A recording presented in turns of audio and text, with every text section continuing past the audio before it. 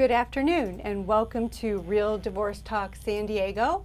My name is Lynn Waldman. I am a divorce coach and therapist, and these are my co-hosts for today, Shawn Skillin, family law attorney, and Mark Hill, certified divorce financial analyst. Today we're going to be talking about your new family finances post-divorce and what it looks like, how to talk to the kids, and how to get along with your new co-parent and in your new life. So Mark, I understand that as it's getting toward the end of the year, you've received quite a few phone calls and people are anxious with the new tax laws coming up and how it's changed spousal support. Can you please tell us about that and what do the time frames look like? Yeah, the tax law that was passed last December basically took away the ability to deduct a spousal support payment by the payor. It was basically a deduction at, one presumes, the higher wage earners level, and then it was taxable at the lower wage earners level. And in fact, I'm working on a case right now. I can give an example of how significant this can be. On $10,000 of support, so it's a higher dollar amount case, but on that $10,000, it was going to cost husband about, after taxes, about $5,300. But wife was actually going to receive nearly $7,000 because she was in a lower tax bracket. That's all going away. So basically, any support payment after, for agreements that are not made in this calendar year that go into 2019, will then basically not be deductible to husband or taxable to wife, but that takes away some of the tax advantage and it's going to make our divorce cases more difficult. And I've had a number of people contact me in the last week saying, hey, we realize this is up, we need to get this done now. My concern is what kind of bottleneck are we going to get in the courts? And so my question for Shawn is, how can we address this?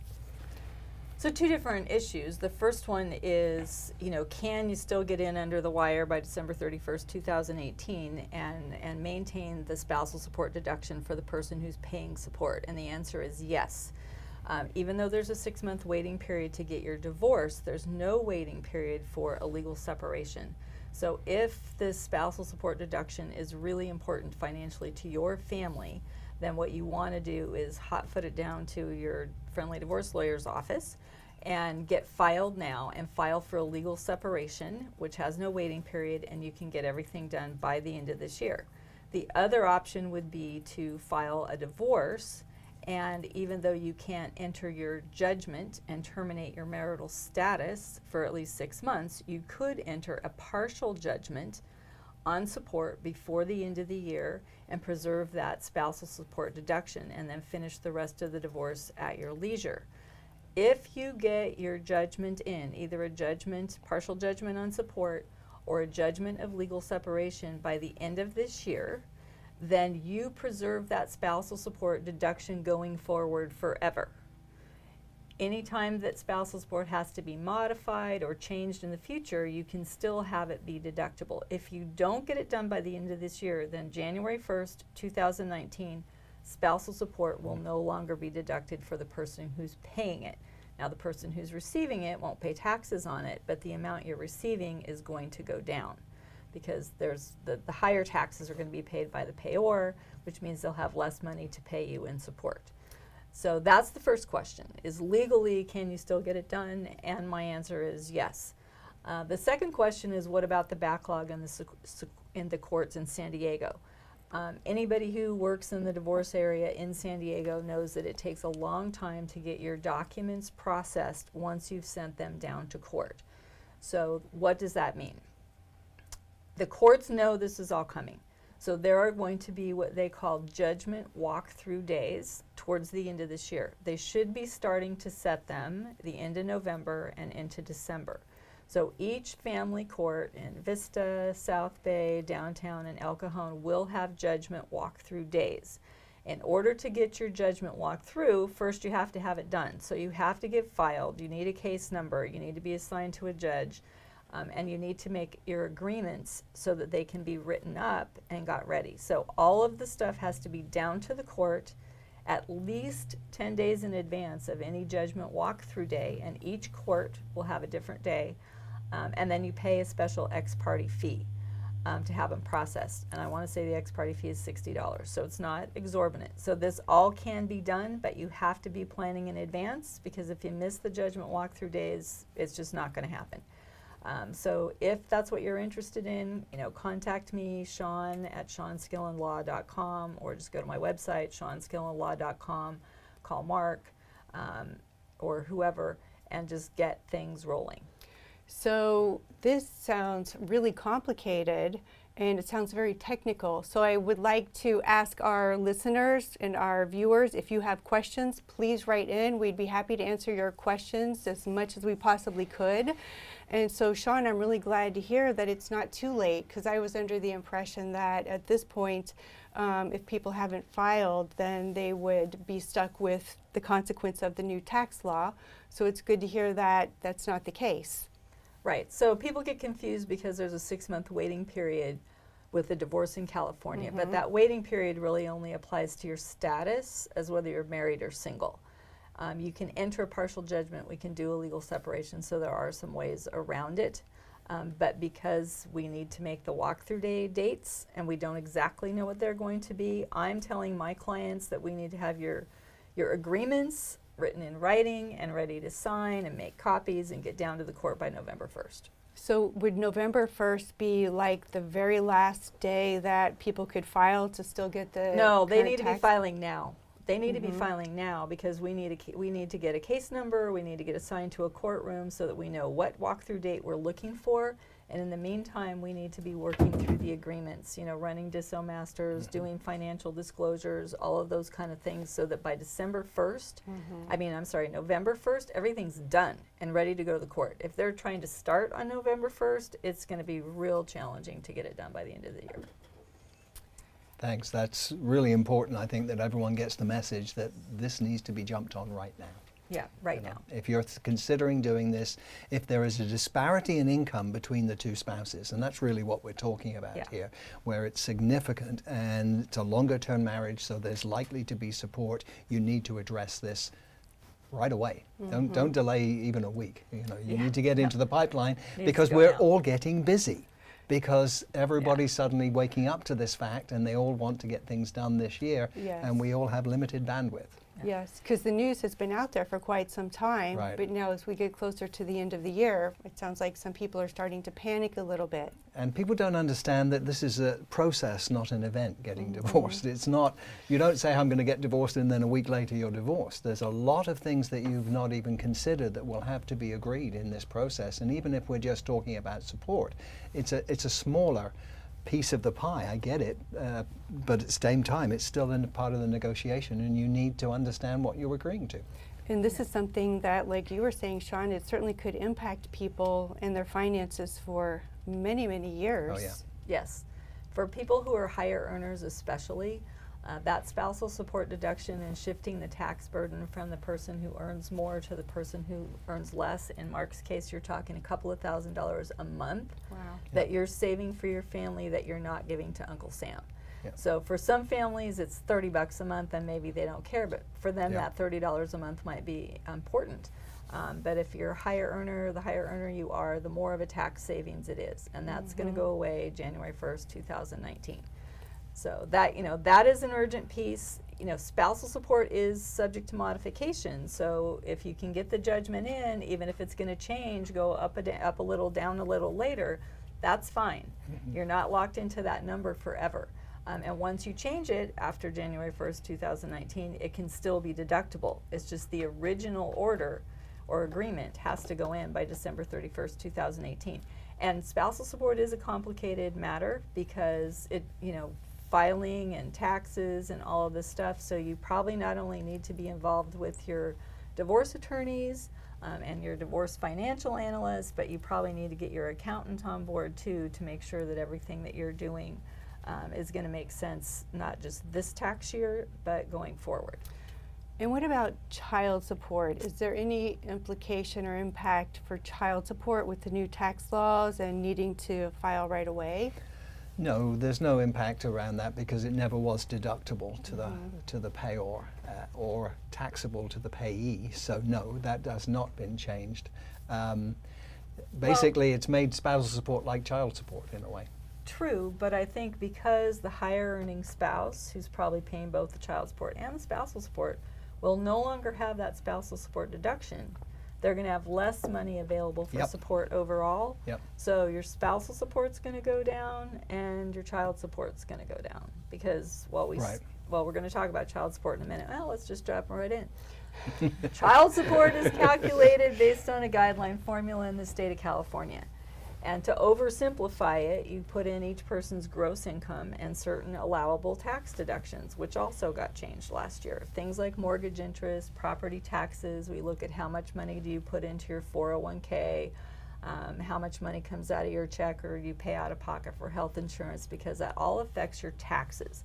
And the guideline child support formula is a tax-based formula. So then it, runs through and does its little calculations and it spits out a number. And because it is able to compensate for the tax effect of the spousal support, that is going to affect your net income, how much income you have left in your pocket after you pay your taxes. And so your child support may be going down too once that spousal support deduction is lost. So that's kind of how the child support guideline works. And then when you're in court in California, the judge must order for child support the number that pops out of that computer. If you're in mediation or you're doing a collaborative divorce where you're negotiating your divorce settlement out of court, then you must be told what that child support guideline number is.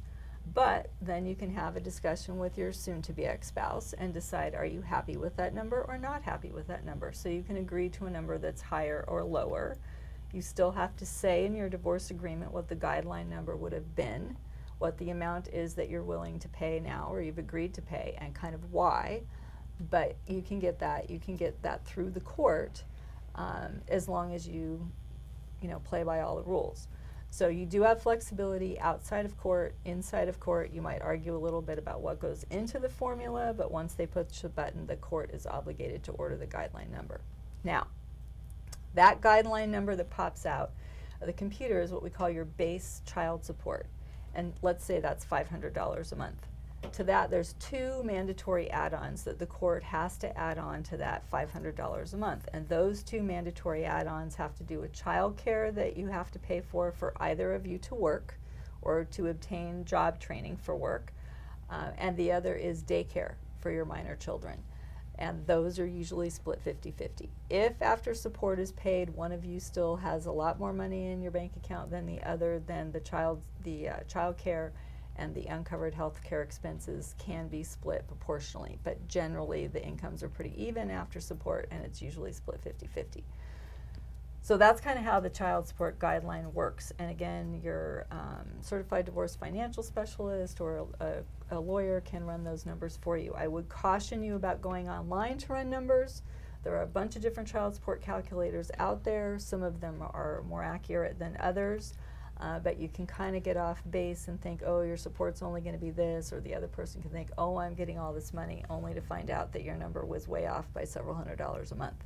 So it's worth it to either go down to the court and run the guideline or to call somebody who knows what they're doing and get the number run.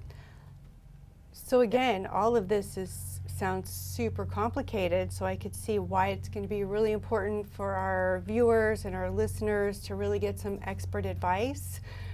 So please remember, if you have questions, write in. And Mark, please tell us, what is your phone number if somebody wanted to reach you, and your website or your email address? Yeah, my company is Pacific Divorce Management, and the phone number is 858-509-2320. And our website is pacdivorce.com, PACDIVORCE. Great, great. So if people have questions, they certainly could call either one of you. And when people don't agree, like Shawn, you were mentioning a few moments ago, that clients could, either in mediation or through collaborative divorce, try to work out the numbers. What does that do as far as getting to the point of an agreement before the end of the year so that they do get that tax advantage? What if there's just a lot of disagreement? I think you can compartmentalize it at this point, and if there's a contentious divorce, that's what I would urge clients to consider doing. Get something, Shawn I think put it really well before, get something into the system where it's a number. Yes, it has to be based around some reality, but it's modifiable. And I would suspect, Shawn, that we could actually put something in that says this will be addressed based upon, future change of circumstances, or this will be looked at annually based upon circumstances. Can that be written into an agreement so that we can have the ability to revisit? Absolutely. I do that all the time in my mediation and collaborative cases where we write. In fact, I've got a case right now where her husband just had a change of employment. So we've written in what the support numbers are now, and we've agreed to come back in November to revisit them again later. So that's something that's commonly done. The other thing I just want to tell our viewers is that the only way you're going to get this done right now by the end of the year is to do it in mediation or collaborative, some kind of out-of-court settlement. Because if you want to file now and think you're going to get a court date where a judge is going to run these numbers for you, that is not going to happen before the end of the year. They just book way too far out. So the courts, unfortunately, in San Diego County are backed way up. If you're in Riverside County, Orange County, LA County, check with a local attorney there because their timelines are very different, but San Diego is way behind. The only way that you're going to be able to get that done is to get an out-of-court settlement. I have a case in Palm Springs right now. Yeah. They're saying it's got to be in by September 30th. Yeah. So some places are worse than San Diego is what we're hearing. Wow. So, Yeah. yeah. So and I just would say that the three of us on this panel, we all function in the divorce world here in San Diego by doing mediated cases and collaborative divorce cases. Our goal is always to try and keep you out of court and make this transition as easy as possible for you and your soon-to-be ex and your children, and to also make it cost-effective. So always consider trying to get an out-of-court settlement going. I agree, and I would just jump in with one thing there, that to say essentially that having resources at the table is essential to getting this done in the short term. So as Shawn said earlier, get your support system up. Make sure that you have an accountant or your accountant available. Make sure that you have people to help you through this process, because my concern and fear is that as we go into 2019, cases become much more difficult to settle, just because we're taking away resources from the family by this tax law change. And that inevitably, everybody feels poor after divorce. Two households cost more than one.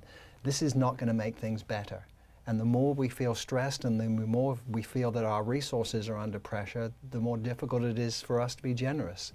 And I can just see this being much more contentious. So I think that alternative dispute resolution, whether it be collaborative or mediation with people that are there getting you through the process as opposed to, quote, defending your rights, is going to be very important. And Mark, for our viewers that are not familiar with collaborative, could you please give us a brief explanation of what collaborative looks like and what clients could expect with collaborative? Surely. It's, to try and do it simply, it's mediation with resources at the table. So it's a team-based approach to divorce where both sides has their own lawyer, essentially making sure that their interests are protected and that they understand what they're doing. Each side has a mental health professional, not trying to save the marriage, but essentially communication coaching, make sure they can talk to each other. And then the role that my profession adopts is the neutral financial advisor, who essentially gathers all the data, puts together a financial report, gets agreement from both spouses about what the financial issues are, and kind of, when you sit at a table with all these resources at it, my role is to sort of moderate and facilitate that meeting because I'm neutral. I don't really have a dog in the fight on either side. And it's a client-driven process where the clients are negotiating with the support of their team. Correct. For the sake of the family. Correct. And it's candidly, it's the only model that I know that gives a voice to the children. Because if there are children, minor children, they will inevitably have a child specialist who will meet with the kids and talk to the parents about what the kids are experiencing and give us some input from that side. And you don't get that in any other model. Yes, and that's one thing I like about collaborative is that the voice of the children is at the negotiating table. Yep. And that can make a Well, difference. and I think the family is given an opportunity very early in the process to work with you as the coach and the attorneys to kind of set their mission statement for the divorce and set their goals. Like what are they really concerned about financially, with the children, with how involved they want to be with each other post-divorce. And so it really is a client-driven process where you can control not just the outcomes of what happens at the end of the divorce, but you set your goals from the very beginning and decide how quickly you're going to move through the process. And it is difficult. It's a huge transition. And having the resources of the coach, the lawyers to take care of the legal stuff, the financial person who can give you the short and long-term views of what your new family finances are going to be looking like, really just gives you a lot more information and a lot more ability to come up with a solution that really works for your family. So, mediation is a great alternative too. You can also have, a therapist that you work with outside of mediation. You can have consulting attorneys, and you can still work with somebody like Mark, but with collaborative, the team is built in. So either one of those are great options, much better than a knockdown drag out in court. Yes, certainly. And we'll get to a resolution much quicker, and the family finances, hopefully, or resources would still remain intact. And you maintain control over the timing too. If you've ever had a court date, you show up on the court date. You can't say, I'm sorry, the business doesn't work for me that day. You might get a postponement, but candidly you don't want one because it'll be months down the road because our calendar's so busy. So you get to kind of define when the meetings occur. So Mark, there's a question up there for you about does Pacific Divorce have any divorce options workshops? Well, divorce options workshops are essentially put on by the Collaborative Family Law Group of San Diego. And yes, we do them every month. We do them the first Saturday of every month. And I have presented in the past, and I presume I will present in the future, but we kind of rotate through the different professionals that actually do that. Yes, and the next divorce options workshop is October 6th, and it's from 9 to noon in Carmel Valley.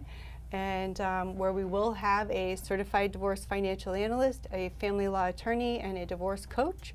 And we will be talking about how to divorce, because we like to think that once you have decided to divorce, the next most important question is how do you go about it?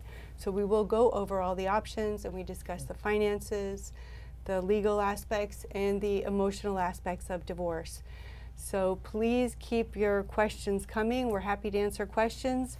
And so Lynn, speaking yes. of three professions being involved, we've talked about the spousal support and some of the child support stuff, but I think the most common difficulty that a lot of my clients face once they've gotten divorced with the new finances is that there is less money for the same two households, and when you have children, your children are used to a certain standard of living also, including playing travel soccer or getting a new surfboard every once in a while. And so parents are always challenged with talking to their children about what the new financial situation looks like. And they're really concerned about having to say no to their kids if they have to give up certain activities. So as a coach, what kind of advice can you give our viewers? Well, I would say that, even when you were married, you couldn't give your kids everything they asked for. So even as a married couple, there were limits.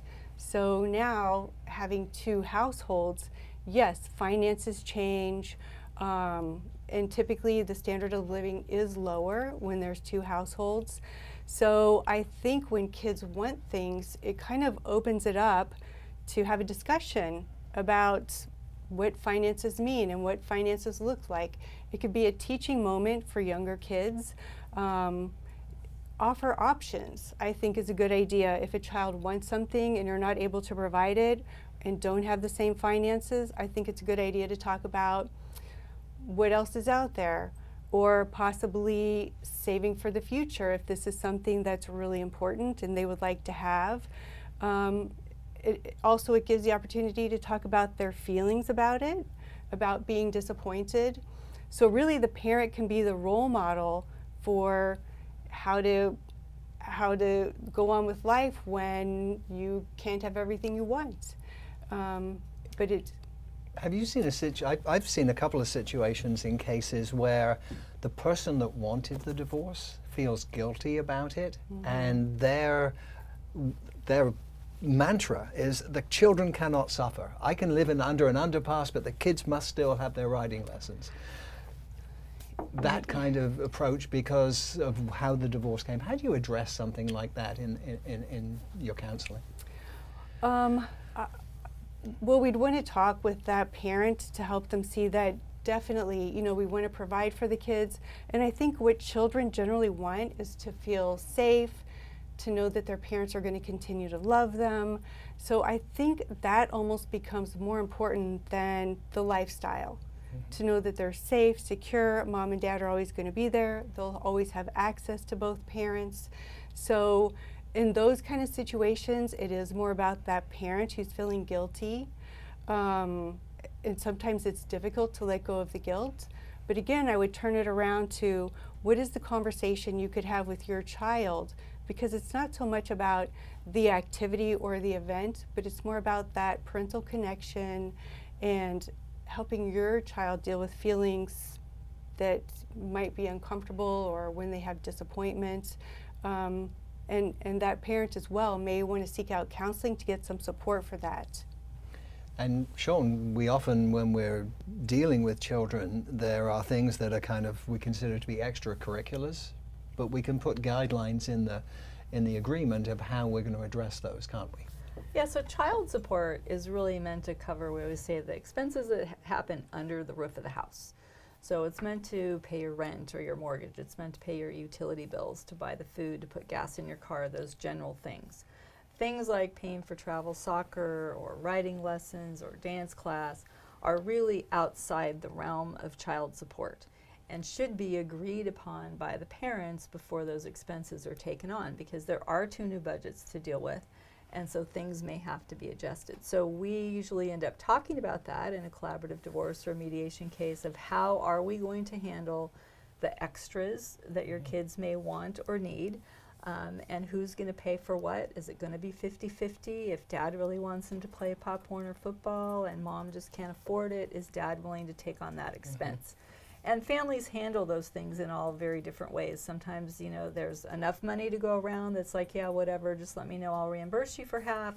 Others put X number of dollars into a joint account that's earmarked for the kids, and rather than bothering each other for reimbursements for co-pays or whatever, they just each have a debit card, and they use that to pay for kid expenses, and they agree what's covered and what's not.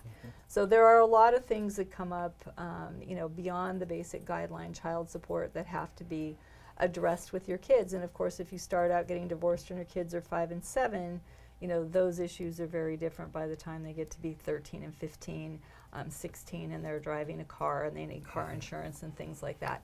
So all of that stuff has to be talked about. And I don't know, Mark, my personal thing is that you should start teaching your kids about finances. My kids got checking accounts when they were 16 and had to learn how to balance them. And so this kind of, I think, old-fashioned mantra of don't discuss the finances with your kids is maybe a little outdated. Should they be panicked over finances? No, I think you need to reassure them that everybody's going to have clothes and food and a place to live. But I don't know, you're the financial guy. Should your kids have a realistic concept of if you put the card in the thing, the money only comes out if there was already money in there? I think back to the time when my son, when his mother and I were newly divorced, and I think he was about 4 or 5, and I pointed out to him I didn't have the money to buy something. His response was, well, Dad, put it on a credit card. So yes, I think educating children is really important, and our educational system does a terrible job of financial education. But I think that what happens is it's the protection of the children. I want to protect them from this problem I have with my spouse. I don't want them to be a part of it. And there's money worries, I want to protect them from that too. And I think the education is largely to the parents to say, you know what, your kids are smart, they're of an age where they can understand at least the basics of this, and you're doing them a disservice by not helping them understand there's a new reality. I mean, the kids just, as you said before, they just want to know that mom and dad are going to be there and they're still going to love them even if they're going to stop loving each other. That's all they want. And often children will surprise their parents by becoming almost more, I had a case literally this week where mom tells me that one of the kids is putting like his underwear, new underwear he had to buy on his credit card, that, you know, he's going to pay for. And she's like, no, we'll still pay for that. So again, sometimes the children will actually go beyond that because they're worried for the parents. That's one thing that's universal. They're scared for you guys. Are you going to be okay? You know. And I think you're right. There has to be a good balance where you're kind of shielding your kids because they don't need to know all of your financial worries. And at the same time, it's good to learn a little bit of responsibility and what it means to take care of your own money and pay for things that are important to you that are not really necessary. They're more things that you want to have rather than need. Yeah. So there does have to be that balance.